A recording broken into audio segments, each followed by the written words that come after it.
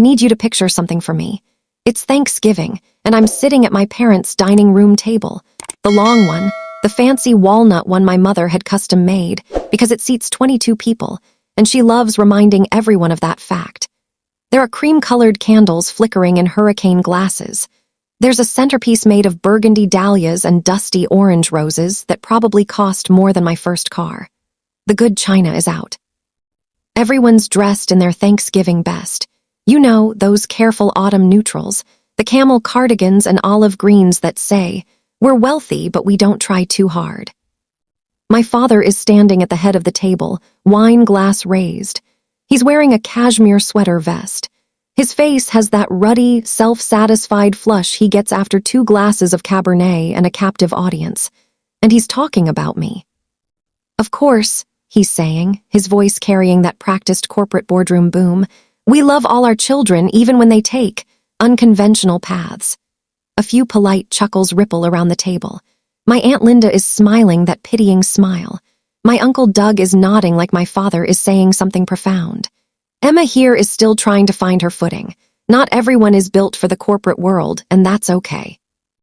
He gestures toward me with his wine glass, and I can feel 22 pairs of eyes slide in my direction. She's a bit of a late bloomer, or as they say these days, a failure to launch. He laughs. A few people laugh with him. Awkward, uncertain laughter, but laughter nonetheless. My mother won't look at me. My brother Brandon is smirking into his mashed potatoes. And I'm just sitting there, hands folded in my lap, face blank, thinking, this is it. This is really who you are. I'm about to stand up, about to excuse myself, grab my coat, and leave this house for the last time. But then my cousin's teenage son, 17-year-old Mason, sitting in the living room because the kids' table overflowed, says loudly, Aunt Emma, why are you on TV?" Everyone turns. The television in the adjacent living room has been on mute all evening, playing the local news in the background the way it always does at my parents' house. And there, on the screen, in a split-screen interview with a national news anchor, is me. The chyron at the bottom reads, "Emma Hartley, investigative journalist, exposing TechCore data scandal." Someone, I think it's my uncle, grabs the remote. The sound comes on. And the anchor is saying, "Your team's investigation has already triggered federal inquiries and multiple lawsuits. This is being called one of the most significant data privacy exposés of the decade. Emma, what drove you to pursue this story for 2 years?" On screen, I'm wearing a navy blazer. My hair is professionally done. I look calm, competent, like someone who knows exactly what she's talking about. I look nothing like a failure. The room goes completely silent. Let me tell you how we got here. 4 hours earlier, I was sitting in my car in a Starbucks parking lot 20 minutes from my parents' house, seriously considering turning around. My hands were on the steering wheel. The engine was off. I had a lukewarm oat milk latte in the cup holder that I'd been nursing for 40 minutes, and I was running through all the reasons I shouldn't go to Thanksgiving this year. I had a list. I'd been building it for weeks, every time my mother called and I let it go to voicemail, every time I saw another text in the family group chat that I'd muted 6 months ago. Reason number 1, every single year, it's the exact same performance. My father holds court, my brother gets praised for mediocrity, and I get treated like the family embarrassment. Reason number 2, I just had the biggest professional win of my career, and not one person in my family had acknowledged it because not one person in my family had bothered to Google my name. Reason number 3, I was 32 years old, I paid my own bills, I had my own life, and I didn't owe anyone my presence at a table where I'd never been welcome. But I went anyway. You want to know why? Because some small, stupid part of me, the part that's still 8 years old and trying to get my father to look up from his newspaper, wanted to see if this year would be different. If maybe, just maybe, someone would ask me about my work. If someone would notice that I'd been dodging questions for months because I was working on something I couldn't talk about publicly. If anyone cared enough to wonder why. Spoiler alert, they didn't. I pulled out of that parking lot and drove through the tree-lined streets of Millbrook Heights, the suburb I grew up in and escaped the second I turned 18. Old money, new money, and people desperately trying to look like either. Stone facades and circular driveways, Range Rovers and Teslas. It was late afternoon, and the light was already going golden and thin the way it does in November, stretching shadows across lawns that landscape crews keep pristine year-round. I'd lived in the city for over a decade now. I had a one-bedroom apartment in a neighborhood where you could walk to good coffee and hear 6 different languages on a single block. I had a career I'd built myself, with no family connections, no safety net. I had colleagues who respected me, a community who saw me. But driving back to my parents' house always made me feel like I was 16 again, being told I was too sensitive, too intense, not living up to my potential. My phone was sitting in the passenger seat, and it kept buzzing. Texts, emails, notifications. My editor had sent a bottle of champagne to my apartment with a note that said, "You brilliant, ruthless genius." My former professor from grad school had emailed, "I always knew you'd do something extraordinary." A colleague from the investigative team sent a photo of the story on the front page of a major news site with the caption, "We did it." The story had gone live that morning. 2 years of work. 2 years of tracking down whistleblowers, analyzing tens of thousands of internal documents, building an airtight case against a tech company that had been selling user data to third-party brokers and lying about it to federal regulators. It was the kind of story that ended careers and launched investigations. The kind of story that got you nominated for National Journalism Awards. And my family had no idea. Not because it was secret anymore. The embargo had lifted at 6 a.m. that morning, and the internet had been on fire with it all day. But because not one of them had thought to check in with me. Not one of them had Googled my name or clicked on a news alert or wondered what I'd been working on. My mother's last text to me, sent 3 days earlier, had been, "Please try to be on time Thursday. And wear something nice. Aunt Linda is bringing her new boyfriend and we want to make a good impression." No, how are you? No, what's new? Just a dress code and a guilt trip. I'd signed an NDA-adjacent agreement months ago when the investigation was in its final stages, so I couldn't talk about the details publicly until publication. But even before that, I'd stopped telling my family about my work. Because every single time I did, the response was the same. Silence, subject change, or worse, my father's patronizing, "That's nice, honey," before he pivoted to bragging about my brother. So I stopped trying. The story could speak for itself now, and I wasn't going to Thanksgiving to shove it in anyone's face. I was going because I needed to see one final time if they would notice, if they would see me. And if they didn't, I was done. I need to tell you about my father. Richard Hartley, 58 years old, vice president of operations at a mid-sized manufacturing firm, the kind of place that makes industrial parts you've never heard of, but that keep the supply chain running. He's spent his entire career in corporate America, climbing a very specific ladder, and he measures success in exactly one way. Traditional, prestigious, preferably involving a corner office and a 6-figure salary. When I was a kid, I thought he was the smartest person alive. He had all the answers. He was confident, loud. He'd come home from work and talk about deals he'd closed, people he'd managed, problems he'd solved. My mother would listen and nod, and my brother Brandon and I would sit at the dinner table and absorb the message. This is what success looks like. But I started noticing cracks early. I was the kid who asked too many questions. I wanted to know why things worked, not just that they did. I read everything I could get my hands on. I was curious about systems, how governments functioned, how money moved, how power worked. I joined the debate team in middle school and fell in love with research, with building arguments from evidence. My father didn't know what to do with me. Brandon, on the other hand, was easy. Brandon played hockey. Brandon was charming and social and coasted through school with B's and C's and a lot of backslapping from Dad about work-life balance, and not everyone's a bookworm. Brandon went to my father's alma mater, a mid-tier private school that accepted him purely because he was a legacy admit, and my parents wrote a big check. Brandon got a finance job right out of college because my father called in a favor with a college buddy. Brandon was the golden child. And I was the disappointment. It didn't matter that I got a full scholarship to the state university. My father framed it as not making the cut for the Ivies. It didn't matter that I graduated summa cum laude with a double degree in journalism and data science. He told people I was still figuring out what I wanted to do. It didn't matter that I got my first reporting job at a regional paper 3 months after graduation. He said, "Well, it's not a real career, but everyone needs a starter job." I have this memory burned into my brain. I was 17. It was the state debate championship. I'd worked for months. I was captain of the team. We were competing for a title my school had never won. My father promised he'd be there. He didn't show. He went to Brandon's hockey game instead. A regular season game, not even playoffs.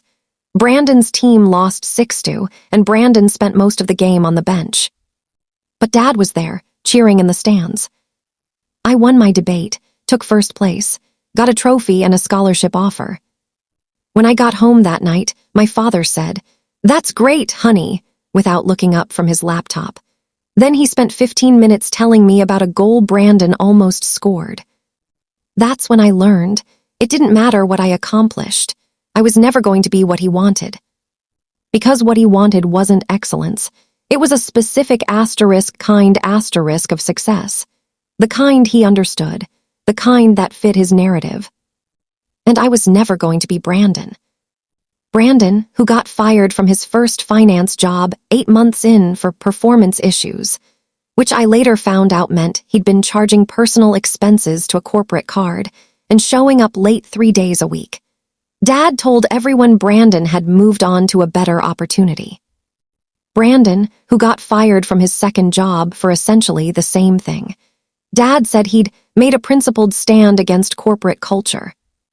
Brandon, who coasted on family money, on Dad's connections, on a trust fund my grandfather set up, and still managed to rack up credit card debt that my parents quietly paid off. But Brandon was the success story. And I, the one who paid her own bills, who'd never asked for a dime, who'd built a career from scratch in one of the most competitive industries in the world, was still figuring things out. My mother was no better. She was an enabler, a peacekeeper, someone who valued the appearance of a happy family over the reality of one. Every time my father dismissed me, every time he missed something important, every time he compared me unfavorably to Brandon, my mother would pull me aside later and say, "He doesn't mean it that way. You're too sensitive. Just try not to rock the boat." The message was clear. My feelings didn't matter. The family image did. So I learned to stop expecting anything. I moved to the city. I built my own life. I found mentors who believed in me, colleagues who saw my work, friends who actually cared. And I kept my family at arm's length. But I still showed up for Thanksgiving, for Christmas, for the occasional birthday dinner. I don't know why. Habit maybe, or hope. God, I hate that I kept hopping. My 20s were a masterclass in diminishing expectations. I started as a junior data analyst at a local nonprofit that investigated municipal corruption. The pay was terrible. I'm talking $32,000 a year in a city where rent ate half of that, but I was learning everything. How to parse financial documents, how to find patterns in datasets that other people missed, how to follow the money. After 2 years, I moved to a regional newspaper that was trying to build out its investigative unit. They needed someone who could do both the data work and the writing, and I was one of maybe a dozen people in the metro area with that skill set. I broke my first real story when I was 25. A city council member who'd been funneling contracts to his brother-in-law's construction company. It ran on the front page. It led to resignations and an FBI inquiry. I was so proud. I called my parents that night. My father answered. I told him about the story, about the investigation, about how the FBI had used my reporting as part of their case. He said, "That's nice, honey. Hey, did your mother tell you Brandon just got promoted?" Brandon had not gotten promoted. Brandon had been moved to a different team because his boss couldn't stand him. But my father had decided that any lateral move was a promotion if you spun it right. I said, "Dad, did you hear what I said? The FBI." I heard you, that's great. Really. Your mother and I are proud. Hey, I've got another call coming in, we'll see you at Christmas, okay? He hung up. I sat on my apartment floor, staring at my phone, and something inside me just folded up. Not broke. Folded. Like I was putting away something fragile that I couldn't afford to keep taking out and handling. At Christmas, my extended family gathered at my parents' house. My aunt asked what I was up to. I mentioned the story. She said, "Oh, that's nice. Are you still doing the newspaper thing?" Like it was a hobby. Like I was selling essential oils on the side. My father from across the room said, "Emma's very determined. We keep telling her to think about law school, something with a clear career path, but she's got her own ideas." The implication being foolish ideas, childish ideas. Meanwhile, Brandon showed up 3 hours late, clearly hungover, and my father spent 20 minutes telling everyone about Brandon's impressive new apartment. The apartment my parents had co-signed for because Brandon's credit was in the toilet. I started bringing a flask to family events after that. The pattern continued for years. I won a regional journalism award when I was 27. My parents didn't come to the ceremony. My mother said they'd love to, but it was the same weekend as a golf tournament my father had been looking forward to. I got hired as a senior investigative reporter at a well-respected online outlet when I was 29. I told my family at Easter dinner. My father said, "Online, huh? So not a real paper." I explained that print was dying, that digital journalism was the future, that this outlet had won multiple national awards. He said, "If you say so," and turned to Brandon to ask about his latest job. Brandon's latest job, for the record, was his third since graduating. He'd been fired from the first two. This one was at a wealth management firm, and he'd only gotten it because my father had played golf with the regional director and had made some calls. Brandon would be fired from that one too, 8 months later, for what my father would describe as a minor misunderstanding about client funds. But sure, I was the one without a real career. I stopped telling them things after that. When my mother called and asked what was new, I said, "Same old stuff." When my father asked what I was working on, I said, "A few projects, nothing major." It was easier than the alternative. Easier than offering up pieces of myself just to watch them get dismissed or diminished or outright ignored. I built my career in private. I let my work speak for itself to the people who mattered, my editors, my sources, the readers who sent emails telling me a story I'd written had changed their understanding of the world. And I started to realize something. I didn't actually need my father's approval. I wanted it, sure. That little kid part of me still wanted him to look at me with pride, to brag about me the way he bragged about Brandon. But I didn't need it. I was good at my job. I was respected in my field. I was doing work that mattered. And none of that required Richard Hartley's validation. 6 months before that Thanksgiving, I got a call that changed everything. It was from Alina Voss, a legendary investigative journalist who'd won 2 Pulitzers and now ran an independent watchdog organization. I'd met her once at a conference and had been too starstruck to do more than stammer something about how much I admired her work. She said, "Emma, I've been following your reporting for the last few years. You're one of the best data investigators I've seen in a generation. I'm putting together a team for a long-term project, and I want you on it." The project was TechCore. TechCore was a massive tech company. You've definitely heard of them. They're one of those brands that's just part of the landscape of modern life. And Alina's team had received a tip from a whistleblower that the company was systematically violating user privacy agreements, selling data to third-party brokers, lying to federal regulators, operating entire shadow databases that users had no idea existed. It was the kind of story that could take years to prove. The kind that required someone who could analyze millions of rows of data, trace financial transactions through shell companies, and build a case so airtight that TechCore's army of lawyers couldn't poke a single hole in it. Alina said, "It's going to be brutal. Long hours, legal threats, a lot of work you can't talk about publicly. We're going to be under embargo until the day we publish. But if we do this right, it's the kind of story that ends up in textbooks." I said yes before she finished the sentence. For the next 18 months, my life was that investigation. I worked 70-hour weeks. I learned more about data privacy law, corporate malfeasance, and digital infrastructure than I'd ever thought possible.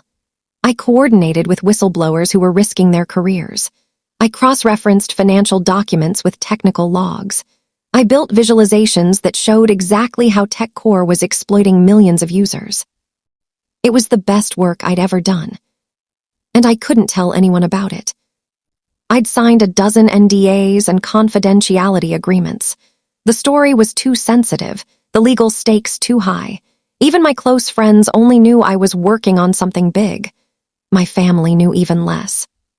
4 months before publication, I got invited to speak on a panel at a major journalism conference.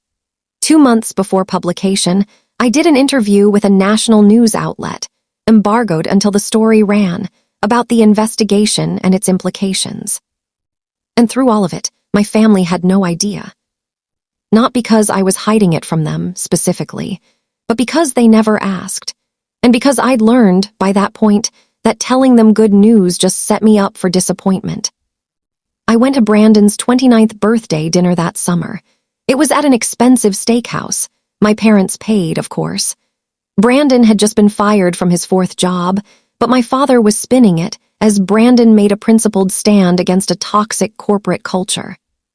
Brandon's principled stand had actually been getting caught falsifying expense reports, but sure, principles. My father asked me, partway through the meal, what I was up to. I looked at him.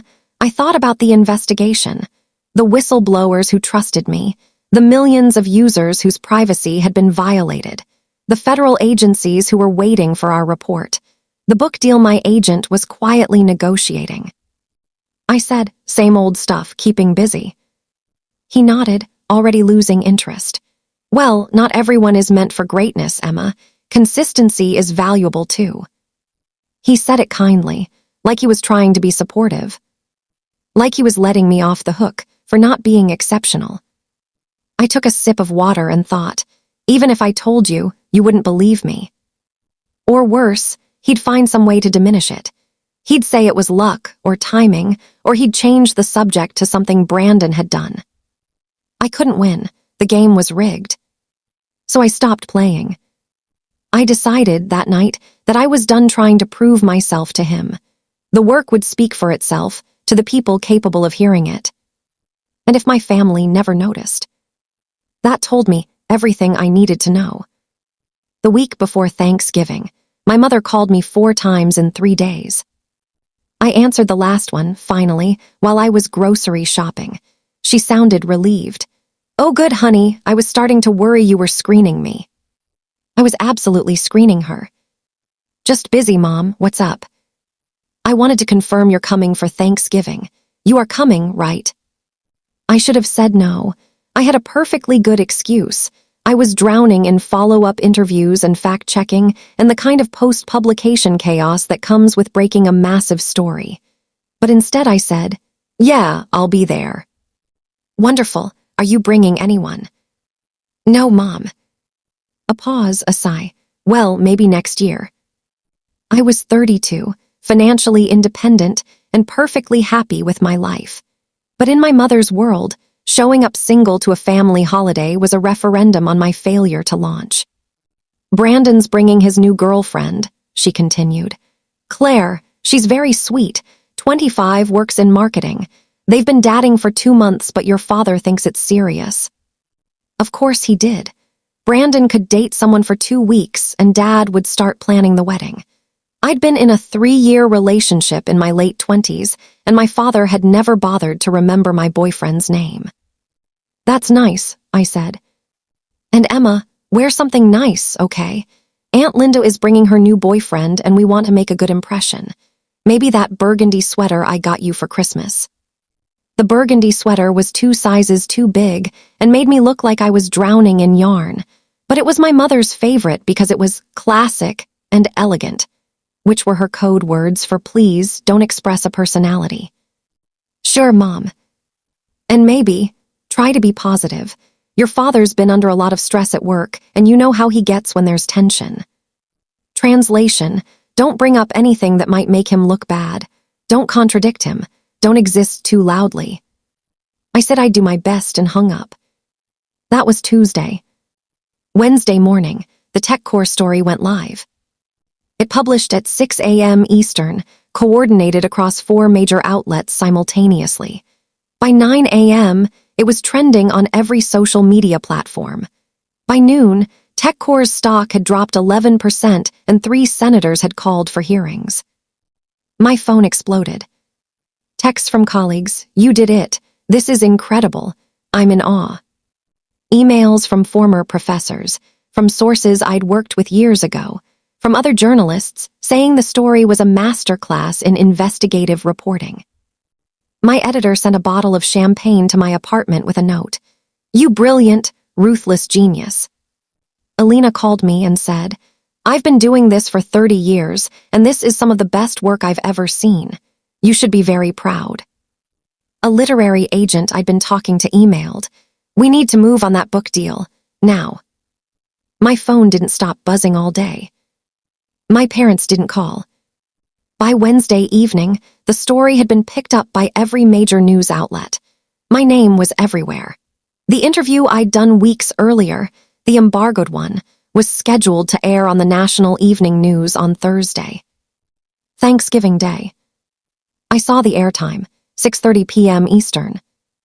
Right around dessert, if my family kept to their usual schedule. I almost laughed. The timing was so perfect it felt cosmic. But I didn't think they'd see it. My parents didn't watch that network. And even if they did, even if by some miracle the TV was on, I didn't think they'd notice. Because they never noticed.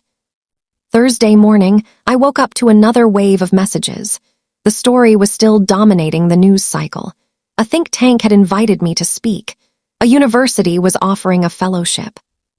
My mother texted, "See you at 3, don't forget the sweater." No congratulations. No, I saw your name in the news. Nothing. I sat on the edge of my bed, staring at that text, and I made a decision. I was going to go to Thanksgiving. I was going to sit at that table, and I was going to see if anyone asked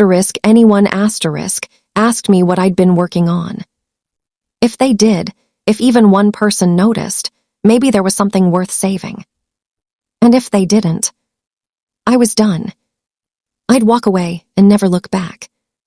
I put on the burgundy sweater, got in my car, and drove to my parents' house. My parents' house sits at the end of a cul-de-sac in the kind of neighborhood where every lawn looks like it's been trimmed with nail scissors. It's a colonial-style brick monstrosity with white columns flanking the front door and a 3-car garage that my father loves to mention cost more than most people's first homes.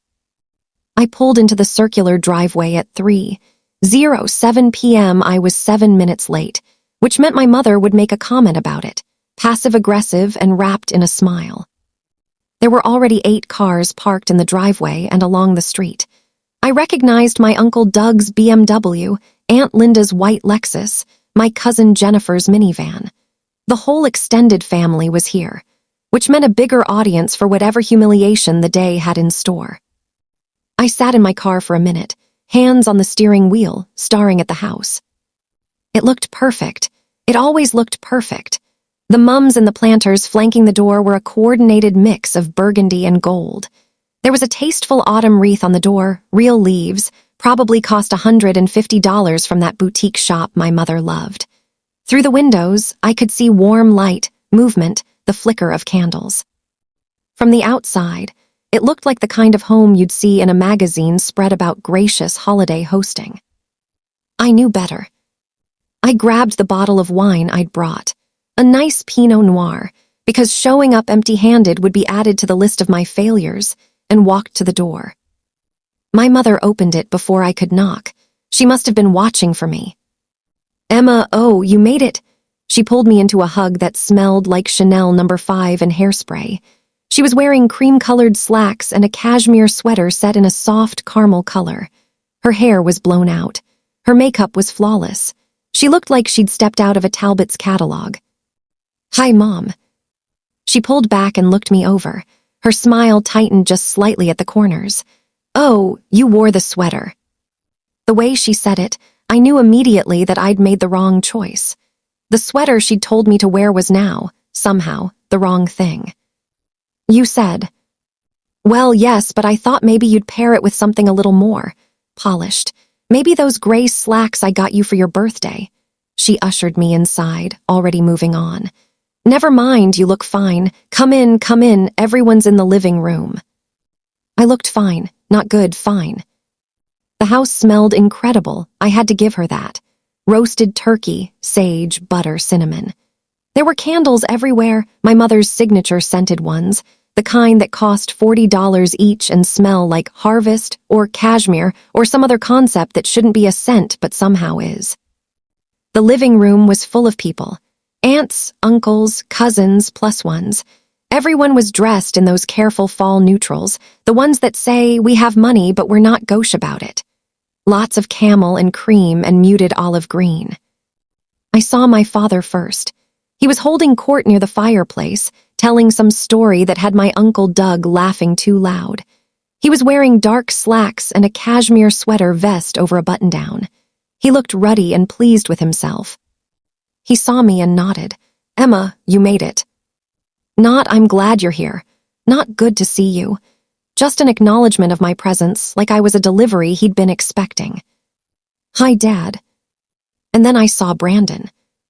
He was sprawled on the couch, arm around a petite blonde girl who looked about 12 years old but was probably mid-20s. She was wearing a floral dress and had that wide-eyed, eager-to-please energy of someone meeting the family for the first time and trying desperately to make a good impression. Brandon looked exactly like he always did, effortlessly confident in the way that only golden children and trust fund kids can be. He was wearing jeans to Thanksgiving, which I'd have been crucified for, and a navy sweater that probably cost $300. He raised his beer bottle in my direction. "You actually showed up." "Wouldn't miss it," I lied. The blonde girl next to him smiled. "Hi, I'm Claire. You must be Emma. Brandon's told me so much about you." I sincerely doubted that. "Nice to meet you." My father clapped Brandon on the shoulder. Brandon was just telling us about his new position, senior analyst at Whitmore and Associates, big step up. I happened to know, because I'd run into one of Brandon's former coworkers at a coffee shop 2 months ago, that Brandon's new position was entry-level at best. And he'd only gotten it because my father had once again called in favors. But sure, senior analyst. My Aunt Linda descended on me, all air kisses and perfume. "Emma, darling, how are you? What are you up to these days?" This was it, my first test. I could tell her. I could say, "Actually, I just broke one of the biggest investigative stories of the year.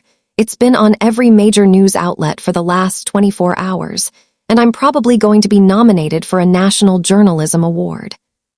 Instead, I said, "I'm working on a few projects, keeping busy." "Oh, that's wonderful. Still doing the writing thing." The writing thing. 2 years of my life, thousands of hours, a story that had triggered federal investigations and Senate hearings. The writing thing. "Yeah," I said, "still doing that." She nodded, already losing interest, and turned to my mother. "Diane, you have to tell me where you got these candles. The scent is absolutely divine." And just like that, I was dismissed. I made my way through the room, accepting hugs and deflecting questions. My cousin Jennifer asked if I was seeing anyone. I said no. She gave me that sad, pitying look and said, "Well, you're still young, there's time." I was 32, not 70. My Uncle Doug asked if I was still doing the computer stuff. I said I was an investigative journalist. He said, "Oh, right, so like blogging." I felt my phone buzz in my pocket. I pulled it out just enough to see the screen. 3 texts, 2 emails, all congratulations, all people who actually understood what I did for a living. I excused myself to the bathroom, locked the door, and read them. My former grad school advisor. "Emma, I've been fielding calls all day from colleagues asking if you were my student. I've never been more proud." a source I'd protected during a story 3 years ago. "You're a real one. Thank you for doing work that matters." A journalist I admired and had never actually met. "Your TechCore investigation is a masterclass. Would love to buy you coffee and pick your brain sometime." I sat on the edge of the bathtub and felt the strangest split sensation, like I was living in 2 different realities. In one reality, I was respected, accomplished, someone whose work mattered. In this house, I was the disappointment who was still figuring things out. I splashed cold water on my face, reapplied my lipstick, and went back out. Dinner was called at 4:30. My mother had outdone herself. The table was set with the good china, the kind you're not supposed to put in the dishwasher, with the gold rim that's probably actual gold. There were those cream-colored candles in hurricane glasses running down the center of the table. The centerpiece was a sprawling arrangement of burgundy dahlias and roses and dusty orange things that were probably some kind of expensive seasonal flower I didn't know the name for. Everyone took their seats. My father sat at the head of the table, naturally. My mother sat at the other end. Brandon and Claire were seated to my father's right, the positions of honor. I was halfway down the table, wedged between my teenage cousin Mason, who was glued to his phone, and Aunt Linda's new boyfriend, a real estate developer named Kent, who immediately started telling me about his portfolio. My father stood and tapped his wine glass with a fork. "Before we begin, I just want to say a few words." He always did this. Every holiday, every family gathering. He loved having an audience. "I'm so grateful to have all of you here today. Family is everything. It's the foundation of who we are, our legacy, our values." He looked around the table, making eye contact with everyone, his voice taking on that corporate presentation cadence. "And I'm especially grateful for the next generation, for young people like Brandon who are building successful careers and making us proud." Brandon smiled modestly, like he'd earned any of it. Brandon's new role at Whitmore and Associates is exactly the kind of thing we hoped for when we invested in his education. Strategic thinking, financial acumen, real leadership potential. I took a sip of water and said nothing. Claire, next to Brandon, was beaming. She had no idea she was dadding a man-child who'd been fired from 4 jobs and was coasting entirely on family money and connections. "So let's raise a glass," my father said, lifting his wine, "to family, to success, to the legacy we're building together." Everyone raised their glasses, everyone drank. And we began to eat. For a while, it was just the normal chaos of a big family dinner. Plates being passed, people talking over each other, my mother anxiously monitoring everyone's experience like she was running a restaurant. But then the questions started. My Uncle Doug, 3 seats down, looked at Brandon. "So tell me about this new job, Brandon. What exactly does a senior analyst do?" Brandon launched into an explanation that was mostly corporate buzzwords strung together. Optimizing portfolio performance, leveraging synergies, driving strategic growth initiatives. It was complete nonsense. Beautiful, confident nonsense. My father nodded along like Brandon was speaking profound truths. Kent, the real estate developer next to me, asked Brandon, "What sectors are you focused on?" Brandon said, "We're really looking at disruptive opportunities in high-growth markets." Which meant nothing, literally nothing. My father beamed. "That's my boy, always thinking 3 steps ahead." Then Kent turned to me, polite but clearly just making conversation. "And Emma, what do you do?" Here we go. I'm an investigative journalist. I focus on data analysis and corporate accountability. Oh, interesting, like for a newspaper. I work with a few different outlets, digital media mostly. My father's voice cut in from the head of the table. "Emma's very committed to her niche. We keep telling her there are more stable careers out there, but she's got her own ideas." There it was. Aunt Linda, trying to be kind, said, "Well, everyone has their own path. That's what makes the world interesting." My mother added, "Emma's always been very independent, sometimes too independent for her own good." I felt my jaw tighten. Brandon, emboldened by the attention, grinned at me. Still doing the blog thing, Em. It's not a blog. It's investigative journalism. Right, but like on the internet, right? My cousin Jennifer jumped in, trying to be supportive. I think it's great that Emma's following her passion. Not everyone can do that. The subtext being, because not everyone can afford to. Never mind that I'd been financially independent since I was 22. Never mind that I'd never taken a dime from my parents since college.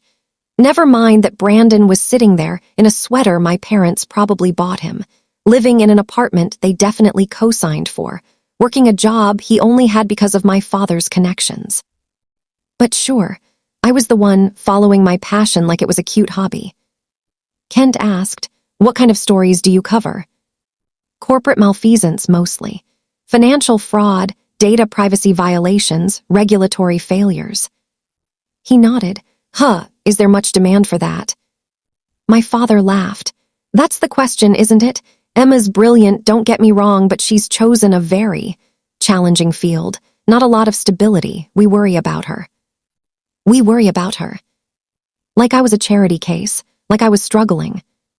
I looked down at my plate and cut into my turkey with more force than necessary. My mother, in her peacekeeper voice, said, "Emma, have you thought any more about what we discussed? About maybe getting a graduate degree? An MBA could really open doors." I already had a graduate degree, a master's in data science that I'd paid for myself. But that didn't count, apparently. "I'm good, Mom. I'm just saying, it might give you more options, more security. You're not getting any younger." I was 32. Brandon was 29, living off family money and being praised as a visionary. I was 32, award-winning, financially independent, and being told I needed to think about security. The conversation moved on. Someone asked about Brandon and Claire's relationship. Claire blushed and said they'd met at a charity event.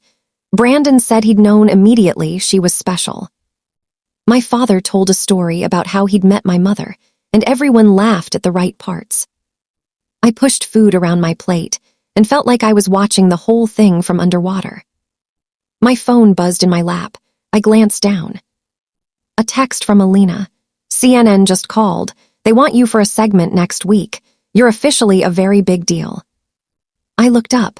My father was refilling his wine glass, holding court, telling another story about Brandon's childhood hockey days. No one was looking at me. No one ever looked at me. Dessert came out around 6.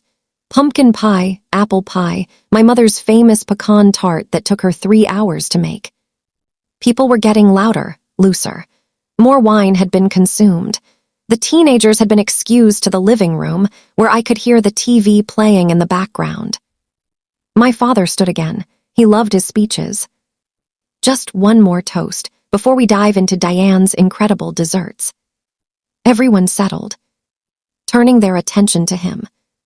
He was flushed from wine and warmth, and the pleasure of being the center of attention. "I've been thinking a lot today about legacy," he began. "About what we pass down to our children, and I'm proud to say that I see the values Diane and I worked so hard to instill taking root in the next generation." He looked at Brandon. "Brandon, you've grown into exactly the kind of man we hoped you'd become. Strategic, ambitious, resilient. Watching you build your career has been one of the great joys of my life." Brandon nodded, accepting it as his due. Then my father's eyes slid to me. And I knew what was coming. "And of course," he said, his voice taking on a different tone, softer, pitying, "we love all our children even when they take unconventional paths." A few uncomfortable chuckles around the table. Emma here is still trying to find her footing. Not everyone is built for the corporate world, and that's okay. Some people are more creative, free-spirited. I gripped my fork. She's a bit of a late bloomer, or as they say these days, a failure to launch. He laughed, like it was a joke, like it was affectionate. A few people laughed with him, nervous laughter, uncomfortable laughter. My mother was looking down at her plate. Brandon was smirking. My father continued, "But we support her, even if she's not where we'd hoped she'd be by now. even if she's still figuring out what she wants to be when she grows up. He raised his glass. To all our children, the successful ones and the ones still finding their way. The room went quiet. I felt every eye on me, waiting to see how I'd react. I was about to stand up, about to say something, about to walk out of this house and never, ever come back. And then Mason, my 17-year-old cousin, still sitting in the living room with his phone, called out, Aunt Emma, why are you on TV?" Every head in that dining room turned toward the living room. Through the wide archway that connected the two spaces, I could see the television mounted above the fireplace. Mason was sitting on the couch, phone in one hand, remote in the other, staring at the screen. And there I was. Split-screen interview. Me on the left, sitting in a navy blazer I'd bought specifically for TV appearances, hair professionally styled, makeup done by someone who actually knew what they were doing. On the right, Marcus Chen, one of the most respected news anchors in the country, the kind of journalist who only interviews people when the story actually matters. The chyron at the bottom of the screen read, Emma Hartley, investigative journalist, TCHCORE data scandal. For a moment, nobody moved. Then my Uncle Doug stood and walked toward the living room, wine glass still in hand. Someone turned that up. Mason fumbled with the remote. The volume came on. Marcus Chen's voice filled both rooms. Investigation has already triggered federal inquiries, multiple lawsuits, and calls for congressional hearings. The revelations in your reporting have been called some of the most significant accountability journalism of the decade. Emma, walk us through what you uncovered. On screen, I leaned forward slightly. I looked calm, confident. I looked like someone who knew exactly what she was talking about. Over the course of 2 years, our team analyzed more than 40,000 internal documents, conducted interviews with 17 current and former employees, and traced financial transactions through multiple shell companies. What we found was a systematic, deliberate pattern of privacy violations affecting more than 60 million users. My father's face had gone completely blank. TechCore wasn't just collecting user data, they were selling it to third-party data brokers, who then sold it to anyone willing to pay. Insurance companies, political campaigns, foreign entities. And they were lying about it to federal regulators, to their users, and to their own investors. My mother's mouth was open. Marcus Chen asked, "This wasn't a mistake or an oversight?" "No, this was policy. We have emails from C-suite executives explicitly authorizing these practices. We have financial records showing TechCore made over $200 million selling user data they'd promised to protect. This was a business model built on deception." Brandon said very quietly, "What the fuck?" The interview continued.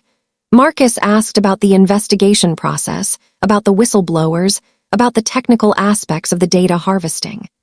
On-screen Emma answered everything with precision and clarity, explaining complex technical and legal concepts in a way that made them accessible without dumbing them down. I watched my family watch me. Aunt Linda had her hand over her mouth.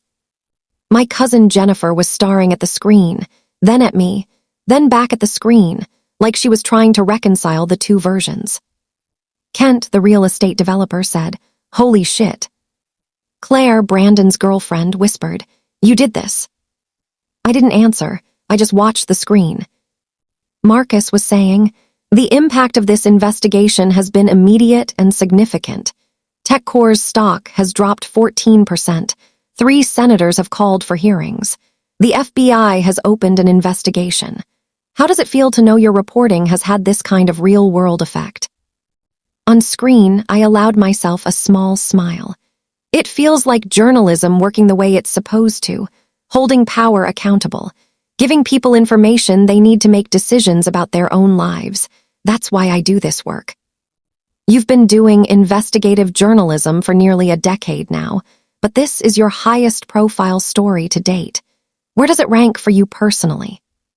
It's the most important work I've ever done, not just because of the scale, but because of what it represents. Corporations betting that they're too big, too powerful, too complex for anyone to hold them accountable. and then a team of journalists proving them wrong. Marcus smiled. Speaking of teams, you led the data analysis for this investigation. Your background is in both journalism and data science, is that right? Yes, I have a master's in data science, and I've spent the last decade building expertise in financial forensics and digital privacy. This story required both skill sets. We needed people who could read financial statements and people who could reverse engineer data architectures. I was fortunate to be able to do both. My father was staring at the screen like it was showing him something in a foreign language. "And what's next for you?" Marcus asked. On-screen Emma's smile widened slightly. "I've got a book deal to expand on this investigation and explore the broader landscape of corporate data exploitation. And I've accepted a fellowship at the Institute for Digital Accountability, where I'll continue this work and mentor the next generation of investigative journalists." "A book deal and a fellowship. Congratulations." "Thank you. Before we let you go, you've been nominated for the Westfield Prize for Investigative Journalism. How does that feel?" I'd forgotten that was in the interview. The nomination had been announced the day before the interview was recorded, and I'd been so focused on the investigation itself that I'd barely processed it. The Westfield Prize, one of the most prestigious journalism awards in the country, career-defining. "It's an incredible honor," on-screen Emma said. "But honestly, the real reward is knowing the story is out there, that people have the information they need. That's what matters." Marcus wrapped up the interview with a few more questions about press freedom and the future of investigative journalism. Through it all, my family stood frozen, watching. When the interview ended and cut to commercial, nobody spoke. The silence in that room was so complete, I could hear the refrigerator humming in the kitchen. Finally, my Uncle Doug said, "Emma, why didn't you tell us?" I looked at him, then at my father, then around the table at 22 people who had just spent the last 3 hours treating me like I was a failure. "Tell you what exactly?" My Aunt Linda found her voice. "That you were working on that you'd," she gestured helplessly at the TV. "That story is everywhere. It's been on every news channel. How did we not know you were part of it?" "You didn't ask." My father was still staring at the TV, even though it was now showing a commercial for car insurance. His face had gone from blank to red. I couldn't tell if it was embarrassment or anger. My mother reached for me. "Emma, sweetheart, this is wonderful. We're so proud. Why didn't you say something?" "When, Mom? When would I have said something?" "At dinner, when Dad was talking about how I'm still figuring out what I want to be when I grow up. Or maybe during his toast, when he called me a failure to launch." She flinched. "He didn't mean." "Yes, he did." I turned to my father. "You meant it. You've always meant it." He'd recovered some of his composure. "Emma, I think you're being overly sensitive. I was just..." "Just what?" "Humiliating me in front of the entire family, dismissing my career for the 1,000th time, telling everyone I'm a disappointment." "I never said disappointment." "You didn't have to. You've been saying it my entire life." I could feel my voice getting louder, sharper. 32 years of swallowed words were trying to come up all at once. "You said it when you missed my debate championship. You said it when I got a full scholarship and you told people I didn't make the cut for the Ivies. You said it every single time I tried to tell you about my work and you changed the subject to talk about Brandon." Brandon, for once in his life, had nothing to say. "I won a regional journalism award when I was 27. You didn't come to the ceremony. I've broken a dozen major stories. You've never read a single one. I just exposed corporate fraud affecting 60 million people, triggered federal investigations, and got nominated for one of the most prestigious awards in my field. And you didn't even know because you've never once bothered to Google my name." My father's jaw was tight. "If you'd told us what you were working on." "I tried. For years, I tried. And every single time, you made it clear you didn't respect what I do. You called it blogging. You said it wasn't a real career. You told people I was still figuring things out, even when I was winning awards and making a living and doing work that actually matters." I stood up. My hands were shaking, but my voice was steady. "You want to know why I didn't tell you about the investigation? Because I knew asterisk, that even if I did, you'd find some way to diminish it. You'd say it was luck or timing, or you'd just change the subject back to Brandon. Because that's what you've always done. My mother was crying now, delicate tears that didn't smudge her mascara. Emma, please, you're being unfair. Unfair? I looked at her. I have been bending over backward to earn a scrap of respect from this family for 32 years. I have been the bigger person. I have swallowed every insult, every dismissal, every casual cruelty. And for what? So we can keep pretending we're a happy family. I looked around the table, at my aunts and uncles who'd watched this play out for years and said nothing, at my cousins who'd participated in the casual dismissals, at Brandon, who'd coasted on privilege and was praised as brilliant while I fought for every inch and was called a late bloomer. I came here today because I wanted to see if anyone would notice, if anyone would ask about my work, my life, anything. I wanted to see if this family was capable of seeing me. I grabbed my purse from the back of my chair. And you're not. You see what you want to see. Brandon's the golden child no matter how many times he fails. I'm the disappointment no matter what I accomplish. And I'm done trying to change that narrative. My father finally spoke. His voice had that edge to it, that corporate authority voice he used when he was trying to regain control. Emma, you're being dramatic. Sit down. We can discuss this like adults. No, Dad, we can't, because you're not interested in discussion. You're interested in control, in being right, in maintaining your version of reality where Brandon is the success and I'm the failure. And I don't fit that story anymore. I never did. I looked at my mother. Don't call me. Then at Brandon. Lose my number. And finally at my father. I'm done earning something you were never going to give me. I'm done pretending this is love. I'm done. I walked out of that dining room, through the foyer with its crystal chandelier and its perfect fall wreath, and out the front door into the cold November evening. Behind me, I heard my mother say my name, heard chair legs scraping, heard my father's voice, sharp and commanding. Let her go. She'll calm down and apologize. I got in my car, started the engine, and drove away. My phone started buzzing before I made it to the end of the street. My mother, then my father, then my mother again. I didn't answer.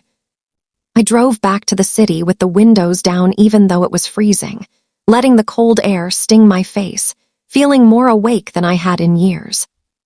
6 months later, I'm sitting in my apartment on a Saturday morning, drinking coffee and reading through the final edits of my book manuscript.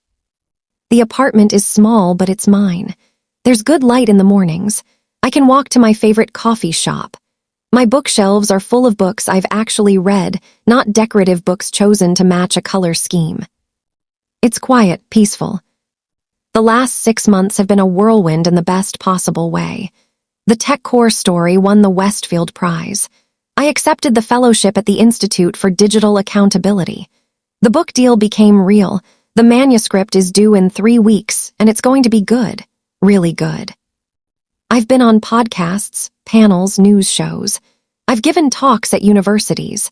I've mentored 3 young journalists who remind me of myself at 25, hungry, brilliant, unsure if they belong in this industry. I told them they do. My phone buzzes. It's Alina, asking if I want to grab lunch and talk about a new investigation she's putting together. I text back yes. My therapy appointments are on Thursdays. I've been processing a lot. Grief, mostly.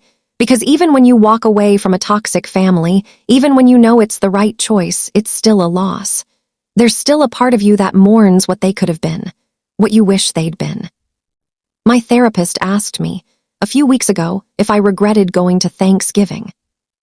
I thought about it for a long time. No, I finally said. I needed to see it clearly. I needed to stop wondering if maybe I was wrong, if maybe I was too sensitive, if maybe next time would be different. I needed proof that I wasn't the problem. And you got it, she said. Yeah, I got it. My father sent one email, about 3 weeks after Thanksgiving. Not an apology. A request to move past this unpleasantness, and a suggestion that I should thank him for instilling the resilience that made me tough enough to succeed in a difficult field. I didn't respond. My mother texts every few weeks. We miss you. Your father's been under stress. Can we talk? Never an acknowledgement of what happened. Never an apology, just a request to rug sweep and move on. I don't respond to those either. Brandon sent one message, about a month ago, calling me selfish and saying I'd embarrassed the family. That I'd ruined Thanksgiving. That I'd always been difficult and this just proved it. I blocked his number. A few relatives have reached out privately. My cousin Jennifer apologized for not speaking up over the years.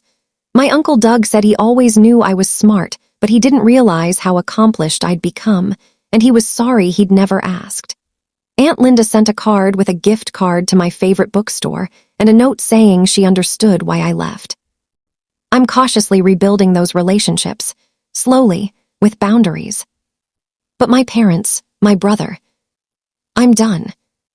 And here's what I've learned, what I wish I could go back and tell my younger self, the one who stayed up at night wondering why she wasn't enough. You can't earn love from someone who's determined to withhold it. Your worth is not up for a family vote. Some people are so invested in their version of reality that they'll deny evidence right in front of their faces. You can't logic someone out of a position they didn't logic themselves into. Walking away from people who diminish you isn't selfish, it's survival. And the people who are supposed to love you, they should be the first ones celebrating your wins, not the last ones to notice you had any.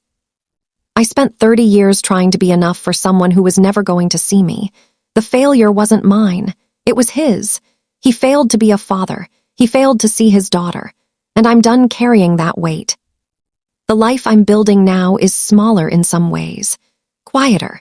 There are no big family Thanksgivings, no extended family gatherings where I have to perform the role of the quirky disappointment. But it's fuller, richer. The people in my life now, my colleagues, my mentors, my friends, the small chosen family I've built, they see me clearly. They celebrate my wins. They ask about my work because they actually care about the answer. And that's enough. More than enough. I'm happier now, lighter. I wake up without that knot of dread in my stomach. I don't spend energy bracing for the next dismissal or insult. I don't perform for approval I'll never receive. I just exist as myself fully. And it turns out that's a pretty good way to live. There's this thing that happens when you finally stop trying to convince someone of your value. You stop contorting yourself to fit into their narrow definition of success. You stop translating your accomplishments into language they might understand. You stop making yourself smaller so they feel bigger. You just live your life, do your work, become who you're meant to be. And the people who are supposed to be in your life, they'll see you. The ones who don't, they'll tell you exactly who they are.